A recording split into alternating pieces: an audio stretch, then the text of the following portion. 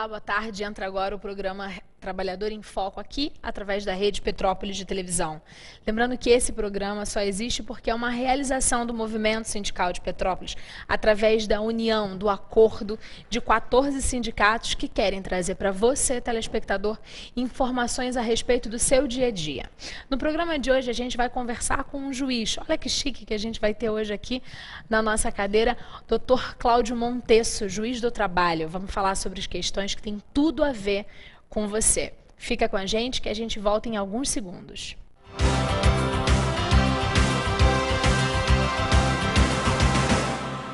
A PPO existe há mais de 20 anos e se dedica à assistência de pacientes com câncer e seus familiares, através da doação de cestas básicas, perucas e medicamentos de suporte, além da realização de eventos beneficentes e educativos para a população. A Casa de Apoio vai receber pacientes e acompanhantes de toda a região e oferecer acolhimento, alimentação, lazer dirigido e muito mais. Faça parte desse sonho, seja voluntário ou contribuinte e atenda a nossa equipe de telemarketing. Ajude você também!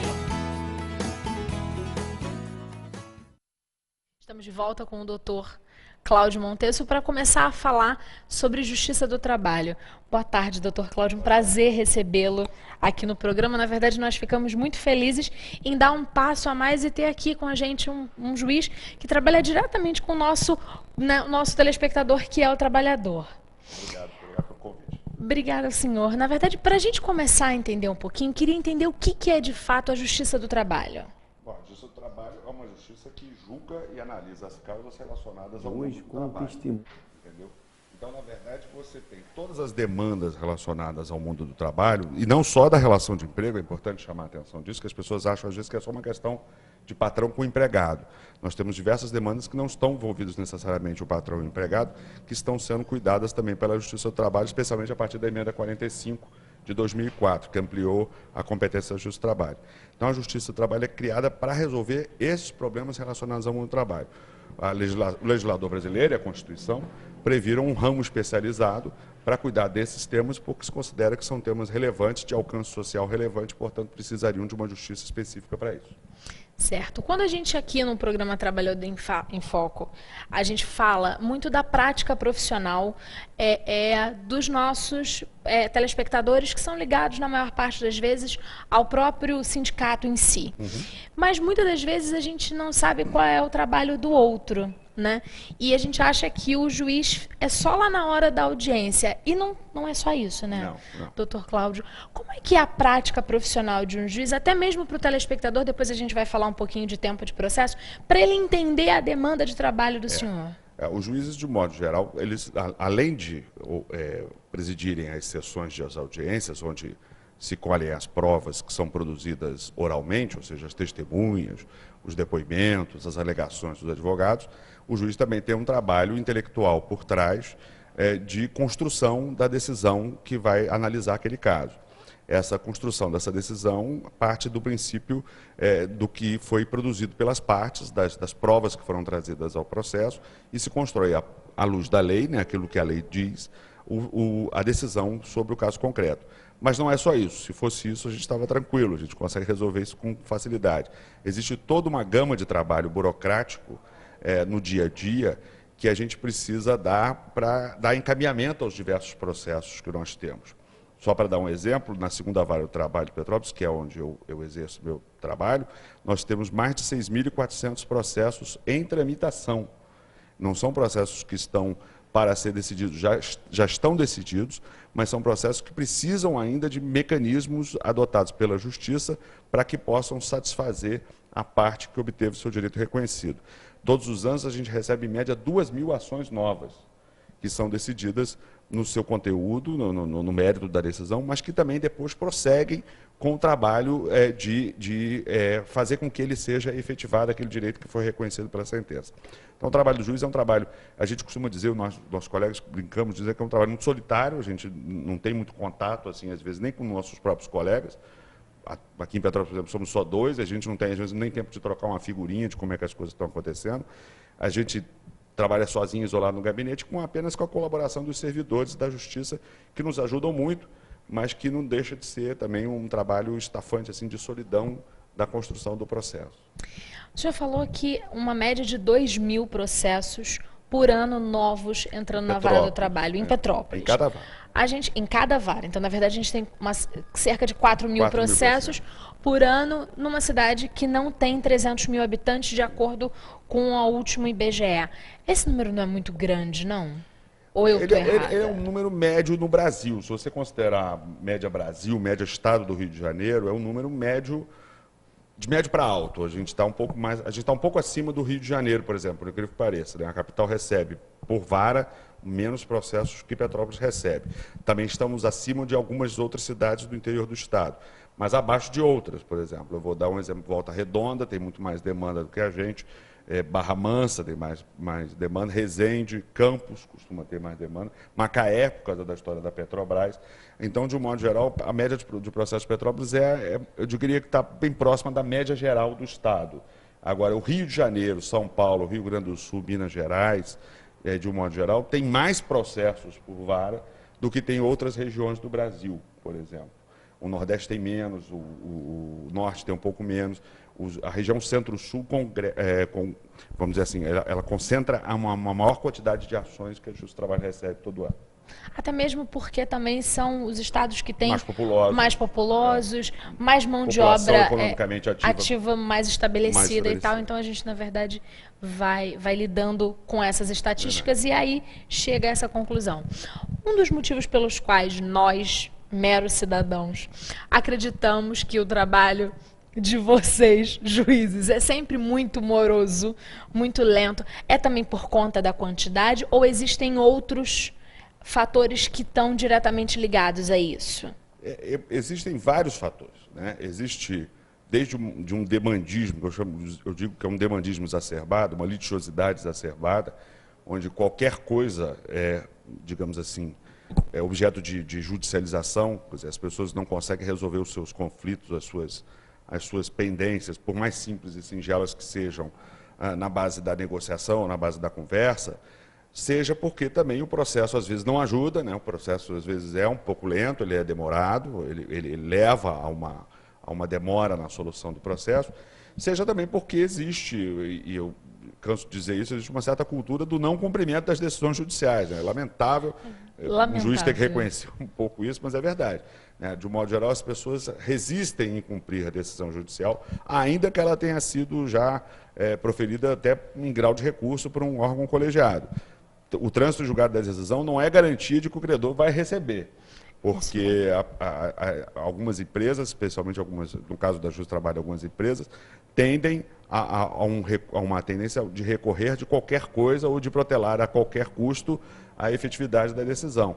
Então, muitas vezes, você vê uma pessoa que teve uma solução num processo rápido, no processo de conhecimento, ganhou a sentença fácil, mas não recebe o que tem direito para receber durante muito tempo, porque existe essa cultura do não receber, do não cumprir.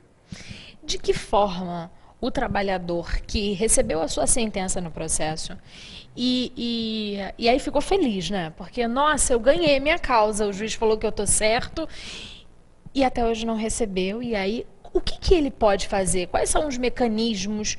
De que forma o trabalhador pode se organizar para tentar fazer o cumprimento da lei? Na Justiça do Trabalho, a gente tem uma característica interessante e peculiar, que é diferente das outras. É importante que se chame a atenção. A execução do processo na Justiça do Trabalho, ela se dá, que a gente chama de ofício, ou seja, é o juiz que impulsiona a execução. Eu não preciso muito da parte para a execução do processo caminhar. O juiz, de um modo geral, toma a iniciativa de fazer o processo caminhar. E nos últimos anos, eu diria nos últimos 10, 15 anos no máximo, nós começamos a ter diversos mecanismos que têm nos auxiliado muito na solução desses processos.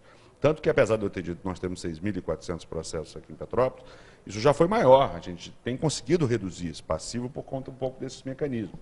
Certo. Mas, de qualquer maneira, isso ainda é um mecanismo que a gente utiliza para tentar resolver. Por exemplo, a gente tem mecanismos institucionais de natureza eletrônica.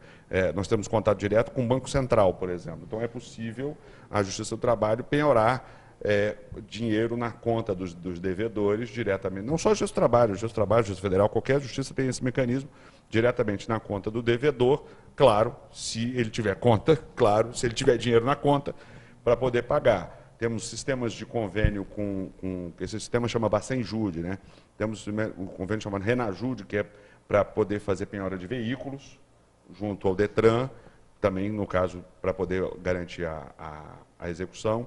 Informações judiciais obtidas com a Receita Federal também, né? A gente costuma dizer que é o sistema Me Ajude, né? O Bacen-Jude, o Renajude, o Infojude. Então, Deus me ajude, então vamos tentando resolver.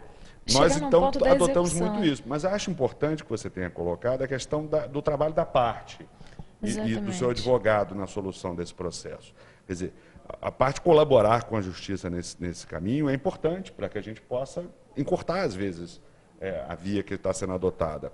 Então, acho que algumas questões podem ser adotadas. Por exemplo, como programa do sindicato, me permito fazer dar um conselho, vamos dizer assim, uma orientação aos sindicatos.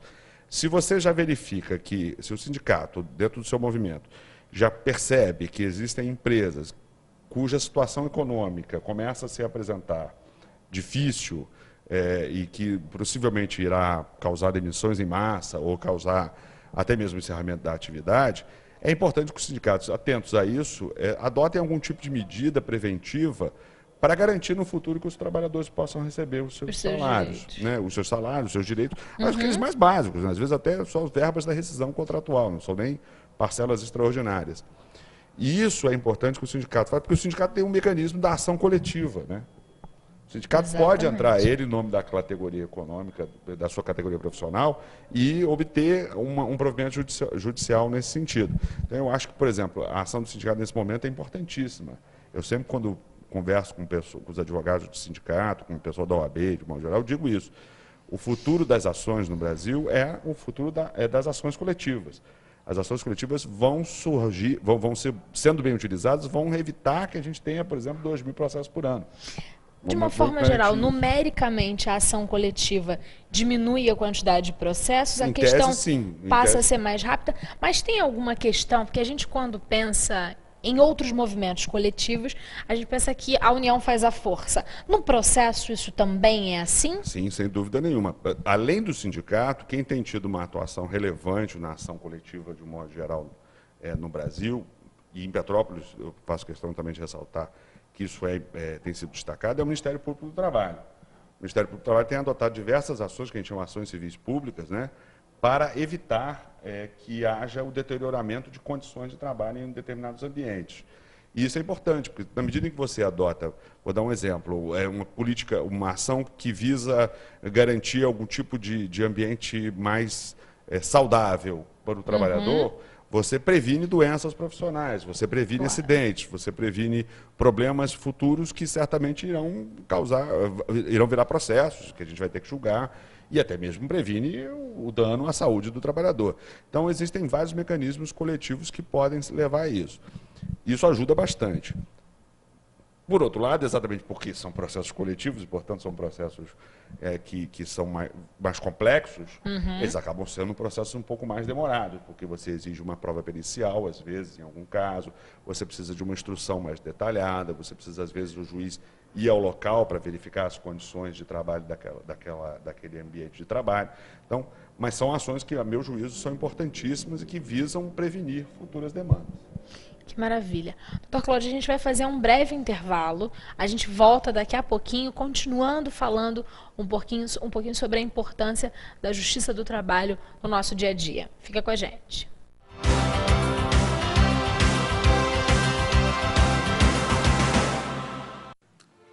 Olá, eu sou Osmar Prado e estou aqui para falar sobre algo muito grave. No Congresso Nacional, um projeto de lei pretende regulamentar a terceirização do trabalho no Brasil. Imagine a escola dos seus filhos sem professores. Hospitais sem médicos e enfermeiros. Uma construtora sem operários. Todos substituídos por profissionais com menos direitos e garantias. A terceirização se dá quando o trabalho de alguém é vendido por um intermediário que lucra com isso. O projeto pretende autorizar essa prática de forma generalizada. O resultado será prejudicial a todos os brasileiros. pois os trabalhadores perderão direitos e garantias conquistados com anos de lutas. A proposta traz benefícios apenas para os empresários que usarão a mão de obra com custo baixo. Basta lembrar que os maiores índices de acidentes de trabalho que hoje ocorrem no Brasil atingem os trabalhadores terceirizados. Caso ocorra a aprovação desse projeto, teremos redução dos atuais salários e empresas sem empregados, pois todos serão terceirizados. A terceirização existe para que a produção fique mais barata, o que pode acobertar o trabalho escravo no Brasil. Não podemos permitir que poucos ganhem com o trabalho de milhões. Esse é o Brasil que você quer para as futuras gerações? Eu digo não. Eu digo não. Eu digo não. Não para a terceirização do trabalho. E você?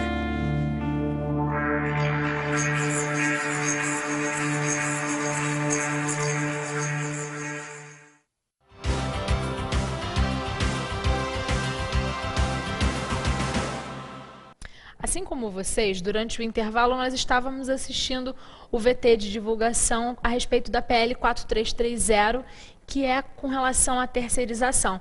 E o Dr. Cláudio me disse que a ANAMATRA, que é a Associação dos Magistrados, ou seja, dos juízes, de qual a gente sempre utiliza aqui o VT da PL 4330, tem alguns projetos que vocês são contra e se engajam, na verdade, para ter uma melhor qualidade para o trabalhador, uma qualidade de vida, para ter menos processos. Como é que é isso, doutor Cláudio? É uma coincidência, eu não sabia que você ia Exatamente. divulgar o vídeo aqui. Eu fui presidente da ANAMATRA em 2007, 2009. Eu fui presidente da Associação Nacional dos Magistrados do Trabalho. E a gente já tinha campanhas com relação a isso. A questão da terceirização é hoje uma das questões talvez mais importantes do mundo do trabalho no Brasil, desses debates que nós estamos tendo. Porque a terceirização tem sido um fator de aumento das demandas trabalhistas, por exemplo. Nós temos diversas empresas que são terceirizadas pelo poder público ou pela iniciativa privada, que são precarizantes de direitos. Quer dizer, as atividades são terceirizadas e essas empresas, de um modo geral, quando ganham algum tipo de licitação ou concorrência, elas não possuem lastro econômico, lastro financeiro e econômico para pagar os seus trabalhadores, o que leva, por exemplo, à condenação, em alguns casos, do próprio Estado para pagar essas parcelas. Isso, infelizmente, tem sido uma prática muito recorrente. Por outro lado, hoje o Estado também está tentando evitar de ser condenado, então está adotando alguns mecanismos para tentar evitar ser responsabilizado com relação a isso, o que não resolve muito a vida do trabalhador, porque se, afinal de contas, a empresa terceirizada não pagar e o Estado não pagar... Quem vai pagar o trabalhador? Nós vamos ficar sem ninguém aí para ter como pagar essas dívidas. Então, a terceirização é um problema sério. A ANAMATRA tem uma ação muito contundente com relação a isso, tem trabalhado no Congresso Nacional em relação a esse projeto, não só a esse, como diversos outros projetos, também campanha contra o trabalho infantil, no combate ao trabalho escravo, a recente emenda constitucional que aprovou a expropriação de trabalhadores, de propriedades que utilizam mão de obra escravo para fins de reforma agrária. Lindo. Foi uma conquista da ANAMATRA. A ANAMATRA foi uma das, não vou dizer que foi da ANAMATRA, mas é um dos personagens, vamos dizer, um dos protagonistas nessa luta. Nós tivemos aliado vários movimentos sociais em Brasília com relação a isso, porque os juízes do trabalho são aqueles que lidam no dia a dia com essa situação precarizante do mundo do trabalho e, portanto, sabem perfeitamente o que acontece no dia a dia do trabalho. Então, a nossa iniciativa é sempre no sentido de evitar que essas coisas cheguem a esse limite. Então, a gente tem tido uma ação importante. Nem sempre muito bem compreendida. Às vezes, alguns setores empresariais acham que os juízes estão tomando partido ou posição, o que não é verdade. A nossa posição não é uma posição contra esse ou aquele protagonista da relação. É apenas para garantir direitos e dignidade aos trabalhadores, porque a gente acha que sem dignidade, sem uma construção de uma sociedade mais justa ou mais equilibrada, nós não vamos chegar a um bom termo, nós não vamos chegar a um país desenvolvido que a gente quer.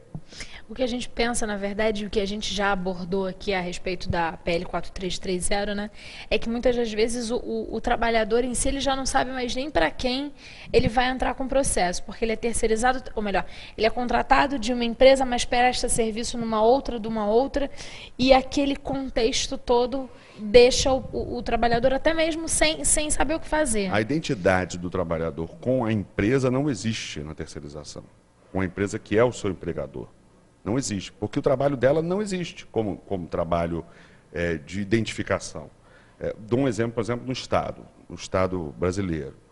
O Estado brasileiro terceiriza atividades secundárias, como limpeza, conservação, vigilância, ascensorista, e por aí vai, para não ter que contratar pela via, porque senão seria contratar pela via do concurso público. Muitas vezes você lida no dia a dia, a gente lida isso lá na Justiça do Trabalho, no dia a dia, com uma pessoa que está ali com você há 10 anos, servindo café, ou cuidando da limpeza do ambiente de trabalho, ou trabalhando de ascensorista, mas ele já teve 10 empregadores.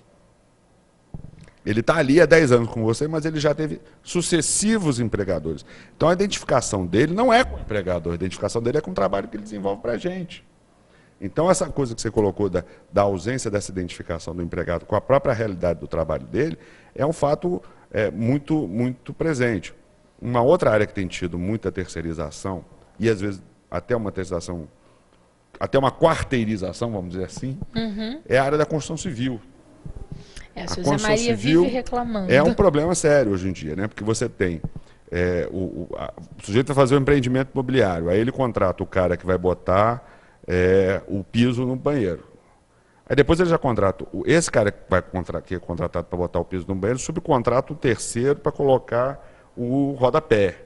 O cara que contrata o rodapé, subcontrata um terceiro que vai botar só a massa. Ou seja, hoje em dia, cada vez menos você está perdendo a identificação com o resultado do conjunto daquela construção, porque cada um vai ser contratado para fazer um trabalho específico.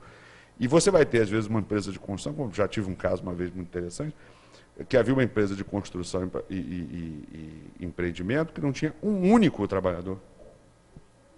Ela não tinha nenhum trabalhador como empregado. Né? Ela nem engenheiro ela tinha, porque até a engenharia ela terceirizava do projeto, a terceirização do desenho, a terceirização da organização, da responsabilidade técnica. Ela não tem nenhum empregado concreto que seja dela. Isso pode acontecer, numa opção muito radical, isso pode acontecer. Isso é consideravelmente prejudicial para o trabalhador. Ele vai perdendo a possibilidade de saber com quem que ele tem que conversar. Né? E de organização interna. Vamos supor que nós precisássemos, eventualmente, que o trabalhador, eventualmente, tivesse assim, satisfeito com as condições de trabalho daquele canteiro de obras, pegasse um exemplo mais grave, e resolvesse fazer uma greve. Ele, às vezes, não sabe contra quem que ele vai fazer a greve.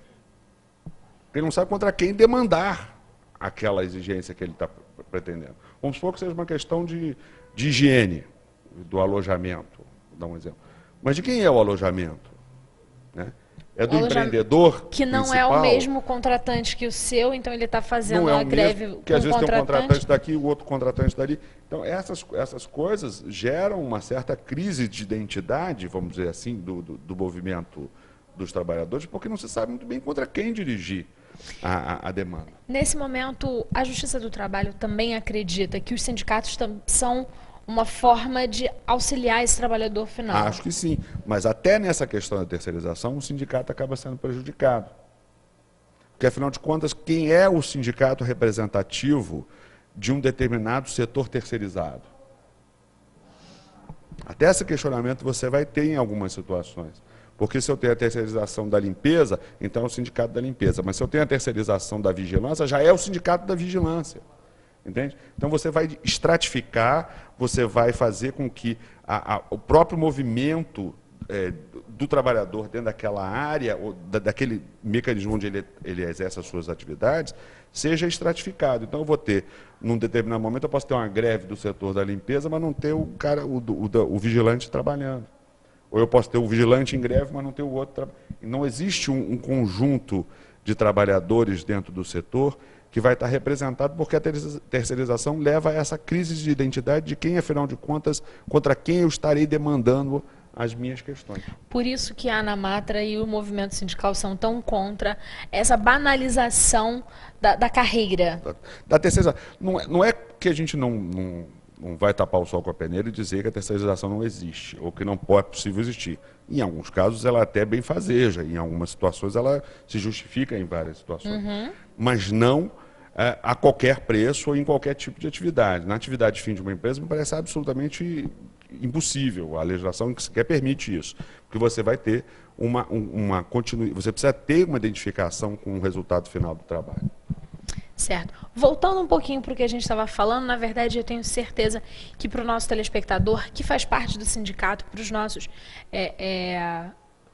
para o grupo dos sindicalistas, na verdade, quando a gente fala de PL 4330 e a gente tenta explicar para o telespectador como a PL é complexa e como ela é negativa, percebida negativamente, para a gente é muito bom. Mas voltando um pouquinho para a nossa vara do trabalho, né, daqui de Petrópolis, de uma forma geral, quanto tempo de prazo um processo normal ele pode correr? E uma coisa muito interessante que o senhor me falou, que eu achei uma estatística ótima, os juízes daqui eles trabalham mais, não é isso? Pra gente, também para a gente dizer... Não vou dizer que sou eu, não. Não, do Brasil. Até mesmo para o nosso telespectador não ficar sempre maldizendo o juiz. Juiz malvado, não resolve o meu processo, eu não consigo solucionar a minha vida porque o juiz é lento. Não é bem assim, não é isso? Essa semana mesmo saiu um artigo interessante de um colega juiz federal, se não me engano foi na Folha de São Paulo. Pena que eu não vou lembrar o nome do colega, porque o artigo merece uma atenção. Em que ele mostra uma coisa que não é necessariamente uma novidade para nós juízes, nós até já sabíamos um pouco disso, mas é importante que a população verifique. Ele mostra um paradoxo da justiça brasileira. A justiça brasileira tem os juízes mais produtivos do mundo. Maravilha. Sem nenhum favor, não estamos fazendo nenhum elogio em causa própria, é um fato. Em compensação, tem um dos processos, ou seja, uma das justiças mais morosas do mundo também. Como é possível isso? Como é possível que o juiz seja tão produtivo e o processo não ande com a celeridade que se imagina que essa produtividade pudesse gerar, né? Isso é muito curioso. Tem vários fatores que levam a isso. O primeiro deles é que nós temos uma quantidade de juízes por habitantes menor do que diversos outros países. Ele faz uma comparação com a Espanha, com a França, com a Itália e com Portugal, com a Espanha, com a Itália e Portugal. Então, só para vocês terem uma ideia, a quantidade de juízes por 100 mil habitantes no Brasil é a metade do que existe em Portugal. Então, Portugal tem 6 juízes por cada 100 mil habitantes. No Brasil ao contrário, o Brasil tem 6 juízes a cada 100 mil habitantes e em Portugal são 13 juízes a cada 100 mil habitantes. Então, Portugal tem o dobro de juízes por número de habitantes que tem o Brasil. Em compensação, recebe menos processos que o juiz brasileiro. Ou seja, enquanto cada juiz brasileiro recebe, em média, 1.300 processos ano, média, a cada ano, em Portugal são 300. Então, além de ter mais juízes, os juízes em Portugal recebem menos processos. Ou seja, a produtividade deles é, em tese, comparada com a nossa, muito menor, mas, em compensação, a solução é muito mais rápida e muito mais eficaz. Isso só para pegar Portugal como exemplo, né? E esse é um fato. Quer dizer, então, a gente tem pouco juiz, mas a gente tem também muita ação, muita demanda. E uma demanda que, hoje em dia, beira a quase impossível de gerenciar. Na Justiça do Trabalho, por exemplo, no ano inteiro, a gente recebe cerca de 2 milhões de ações novas. É muita coisa. É muita coisa. E olha que a Justiça do Trabalho nem é das mais, assim, exacerbadas. A Justiça Federal recebe mais, a Justiça Comum recebe muito mais. Então, eu acho que é preciso encontrar um caminho para solucionar esses processos fora do Poder Judiciário, para que a gente possa dar mais vazão a isso. O nosso tempo está quase acabando, mas uma última pergunta antes das suas considerações finais. Uma das formas para os processos andarem um pouco mais rápido, é também o trabalhador, o sindicato e quem está movendo uma possível ação tentar resolver de outra forma antes? Acho que sim. Nós tivemos uma iniciativa importante, que foi a lei das comissões de conciliação prévia, que lamentavelmente não deu certo. Não sei porquê, no Brasil essas coisas às vezes não dão certo. Mas acho que os sindicatos exercem um papel importante na prevenção dessas demandas. Seja fiscalizando, seja agindo preventivamente, seja denunciando ao poder público, no caso da Delegacia Regional do Trabalho, a violação de determinados direitos, e adotando políticas de prevenção, como eu acabei de dizer, na questão da empresa que eventualmente já não vai muito bem economicamente e que tende a ter problemas no futuro. Isso vai evitar que você tenha demanda por qualquer coisa. Mas principalmente naquelas questões miudinhas do dia a dia, a solução que não me pagou, eu acho que eu fiz 10 horas extras, mas só me pagaram 6. Então o sindicato podia ter algum mecanismo que diretamente com a empresa pudesse resolver isso, ou até orientar o trabalhador, porque às vezes está mal orientado, está entendendo errado, pode também não estar compreendendo perfeitamente aquela situação. Eu acho que os sindicatos têm um papel importante, sim, nesse processo. Dr. Cláudio, foi um prazer recebê-lo. Na verdade, fiquei muito feliz porque acho que é de grande valia para o nosso telespectador final ter um momento de conversar com o juiz, né, entender um pouquinho, até porque, na verdade, as curiosidades da jornalista muitas das vezes também são da população, né? Como é que faz para correr atrás? É porque o processo da minha mãe já teve a sentença e ainda está lá minha mãe sem receber o dinheiro. Então, na verdade, eu fico muito feliz da gente ter. Espero que, na verdade, esse tenha sido o primeiro momento. Quando a sua agenda estiver muito atolada, pode ficar tranquilo que nós vamos até o senhor para poder gravar e ter essa coisa do nosso telespectador, que muitas vezes não tem tanto acesso ao conhecimento, entender um pouquinho mais sobre as possibilidades legais do dia a dia dele. Queria que o senhor fizesse as suas considerações finais. Queria agradecer a oportunidade de falar para as pessoas. Eu acho que o judiciário tem um papel importantíssimo de chegar até a sociedade, explicar para que ele existe, como é que ele funciona, para que a população entenda que eu até às vezes fico brincando, eu sempre brinco, se eu vou num programa ao vivo, fico preocupado que vai alguém ligar para lá para dizer assim, o meu processo não anda e tal, mas isso aqui hoje não aconteceu, poderia ter acontecido. Mas normalmente é importante para a gente esclarecer isso, acho que a população precisa saber, os juízes precisam deixar de ficar encastelados nos seus gabinetes e até a população explicar o que eles fazem, para que eles fazem, por que fazem, até para que as pessoas possam até gostar um pouquinho mais da gente do que a gente hoje imagina que gostem, porque no fundo todo mundo tem suas dificuldades profissionais e no dia a dia. Todas as áreas. Juízes passam mal, tem dor de barriga, tem filho pequeno, e essas coisas também são importantes para todos nós. Muito obrigada mais uma vez e obrigada a você, telespectador, que ficou com a gente, que ouviu essas informações e que faça isso se multiplicar, para que as pessoas tentem tentar resolver os problemas antes de parar na justiça, mas que também tenham provas cabíveis para que os processos andam e que todo mundo consiga solucionar os seus problemas o mais breve possível. Lembrando que esse programa só existe graças ao Movimento Sindical de Petrópolis, que pensa em levar informações, conteúdos reais e verdadeiros e que tenham a ver diretamente com a sua prática profissional. Esse programa vai ser reprisado na próxima terça-feira, 8 horas da noite, e também pode ser assistido pelo tvredepetrópolis.com.br e no canal do YouTube da Comunicação Livre. Muito obrigada, até a próxima semana. Tchau, tchau.